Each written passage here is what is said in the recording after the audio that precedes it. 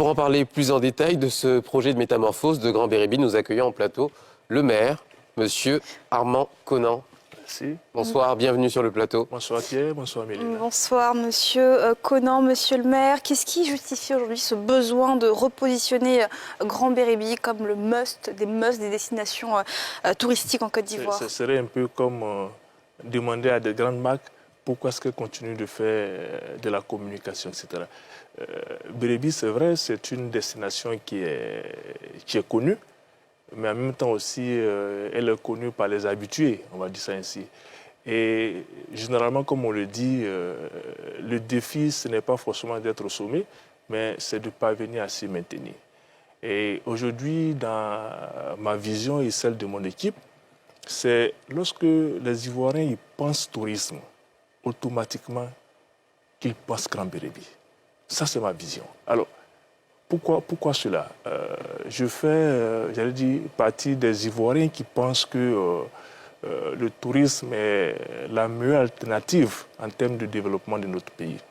Pourquoi? Parce que longtemps, on a gravité autour de l'agriculture, mais avec l'évolution, on se rend compte de plus en plus que nos jeunesses, nos populations s'intéressent de moins en moins à l'agriculture. Donc, pour nous, le secteur touristique qui aujourd'hui, on a la chance en Côte d'Ivoire d'avoir un potentiel, est une possibilité réelle qui existe, doit être motivé de sorte à ce que les Ivoiriens non seulement s'y intéressent, que les populations, j'allais dire, expatriées s'y intéressent, de sorte qu'on puisse créer, j'allais dire, autour du tourisme des opportunités, non seulement pour nos collectivités, mais également pour nos pays. Alors, derrière ça, qu'est-ce que nous recherchons? C'est de parvenir à faire de sorte que Béribi, en tant que destination touristique, puisse proposer, puisse donner des opportunités importantes en termes d'emploi pour nos populations jeunes. Donc tout ce boulot que nous faisons là, c'est non seulement pour attirer ces touristes, mais aussi derrière ça, nous, ce que nous gagnons, c'est toutes les opportunités d'emploi qui sont générées, c'est les recettes, c'est les ressources de la collectivité qui s'améliorent. Alors justement, c'est quoi les grands axes sur lesquels vous et votre équipe travaillez pour parvenir à ce résultat? Justement, nous, à ce niveau, on est orienté sur 3 schémas.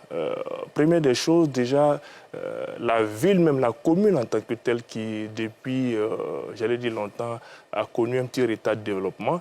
Donc, premier axe, c'est de travailler justement à sortir la ville de son retard et donc à créer des conditions de base pour permettre aux opérateurs, permettre à tous ceux qui veulent contribuer à l'essor du tourisme de pouvoir le faire aisément. Ça, c'est le premier axe.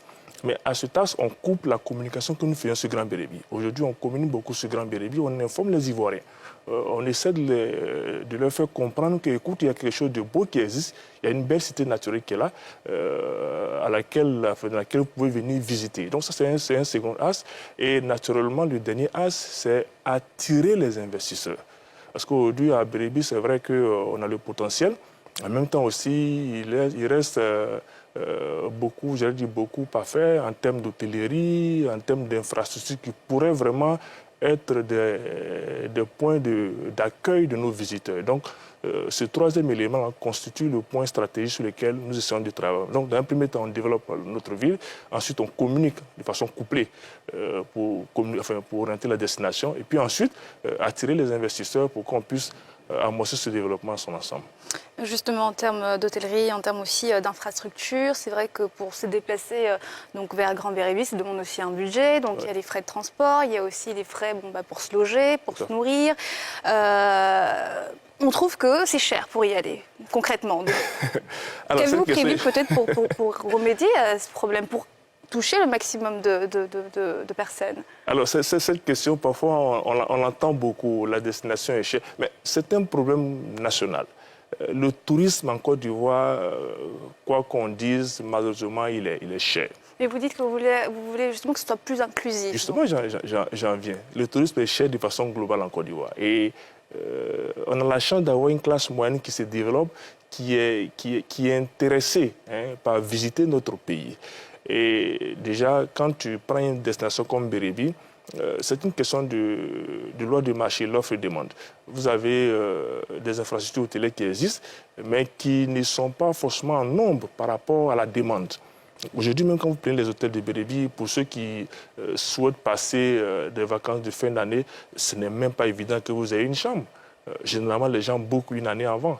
C'est pour dire, écoute, déjà au niveau de l'offre hôtelière, on a en deçà de la demande. Donc aujourd'hui, ce que nous faisons, c'est justement de susciter des investissements complémentaires pour qu'on ait la capacité, on ait une forte capacité et donc par conséquent agir sur les coûts. Et donc ça, c'est un élément sur lequel on essaie quand même de travailler. On espère aussi également au niveau du transport, lorsque vous avez évoqué tout à l'heure, c'est aussi une problématique parce que même quand vous allez à Grand Bérébi, pour ceux qui veulent prendre le vol, le tarif n'est pas aussi aisé. Donc ça, c'est un élément qui pourrait éventuellement freiner. Mais l'avantage qu'on a aujourd'hui avec la côtière qui est faite, en 3h30, 4h maximum, vous êtes à Grand Bérébi. Donc c'est vraiment un avantage compétitif. Et on pense qu'avec ce que nous sommes en train de faire, il y a de bonnes chances que les tarifs... On n'est pas à Grand Bérébi, on va être à San Pedro. Après, pour arriver à Grand Bérébi, il y a aussi l'accès qui reste...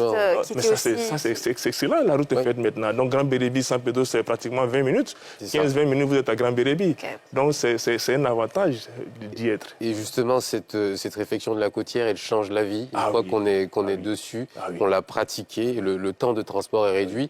Est-ce que vous le sentez, cet impact-là, déjà en termes de tourisme ou d'opportunités économiques qui se développent dans la ville depuis la fin ou alors la grande avancée de ce projet routier? Oui, absolument. Depuis que la côtière est terminée, on reçoit davantage de visiteurs. Parce que c'était vraiment un handicap. Pour ceux qui n'ont pas envie forcément de prendre l'avion, c'est un handicap.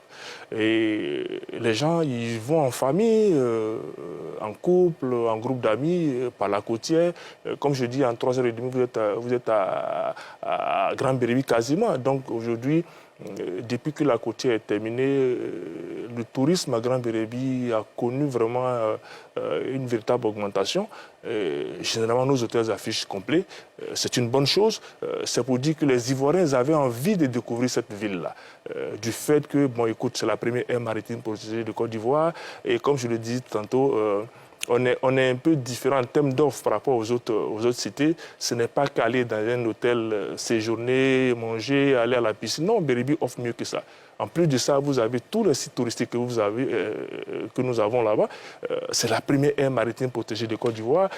Vous avez nos cascades à découvrir, vous avez nos piscines naturelles, vous avez nos palmiers anaconda, vous avez, comment on appelle, les sites des ponts de tortues marines. Il y a tellement de choses à voir à Grand Bérébi. Vous avez nos singes que vous pouvez visiter, qui n'ont pas peur des hommes, parce qu'à Bérébi, on les protège. Vraiment, il y a beaucoup à voir qui fait que vraiment c'est une destination qui est prisée. Voilà.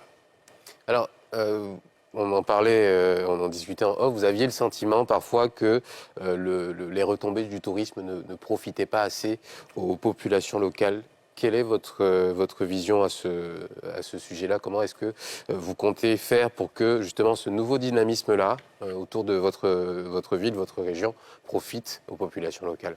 Effectivement, je l'ai constaté moi-même en tant que citoyen de Grand Bérébi. On a l'avantage de recevoir beaucoup de visiteurs. Mais je remarquais lorsque j'allais un peu sur les sites touristiques dans les villages que généralement nos touristes visitent les sites, etc. Sans pour autant que nos populations rurales qui abritent ces sites-là en tirent véritablement profit. Et même le problème est encore plus général parce que en Côte d'Ivoire, je l'ai dit, heureusement, malheureusement, on n'a pas cette politique qui permet de taxer directement le visiteur au profit soit de la collectivité. Comme ça se fait peut-être ailleurs, quand vous allez dans d'autres pays, vous allez voir que lorsque vous payez votre note d'hôtel, c'est toujours marqué City Tax. Vous payez une taxe qui revient à la collectivité, qui permet véritablement d'amorcer le développement. Donc ça, c'est des choses dont on n'a pas en Côte d'Ivoire. Aujourd'hui, c'est vrai qu'on travaille à la réduction des coûts, mais en même temps aussi, les populations qui sont dans ces zones-là, l'enjeu pour elles aussi, c'est de pouvoir en tirer profit. Donc, on essaie quand même, avec des politiques internes, de créer des conditions pour qu'il y ait quand même un peu de retombées directes sur ces populations-là. Et nous, en tant que collectivité, c'est important pour nous. En tant que maire, lorsque je communique sur ma destination. Derrière ça, je veux effectivement que les hôtels marchent, qu'il y ait du chiffre d'affaires, qu'on emploie nos jeunes. Mais en même temps aussi, il faut qu'aussi, en tant que collectivité, nous ayons des recettes additionnelles qui nous permettent de ramasser le développement. Donc, c'est des éléments qui nous tiennent à cœur, sur lesquels on essaie quand même de travailler pour en tirer le maximum de profit. Voilà. Merci Monsieur Armand Conan d'avoir répondu à nos questions. Je rappelle que vous êtes donc le maire de la cité balnéaire de Grand-Bérébi. Merci beaucoup et merci également pour ce plateau. C'est d'ailleurs une occasion pour moi d'inviter tous les investisseurs, tous ceux qui sont intéressés par l'hôtellerie, les résidences meublées, les stations de sport nautique, etc., de venir à Grand-Bérébi, de nous contacter pour qu'on puisse leur offrir le cadre pour accompagner ce développement touristique-là. Merci encore une fois de plus. Et aussi à nous, les touristes. Bienvenue. Merci d'avoir été avec nous. Et puis ça y est, Mélina, c'est la fin de ce numéro de NCI Reportage. Et oui, c'est déjà la fin, mais on se retrouve dimanche prochain, même heure. Bonne suite de programme sur la nouvelle chaîne ivoirienne. Le guichet unique du commerce extérieur de Côte d'Ivoire vous a proposé votre magazine NCI Reportage. Avec le groupe Portéo, bâtissons durablement l'Afrique de demain.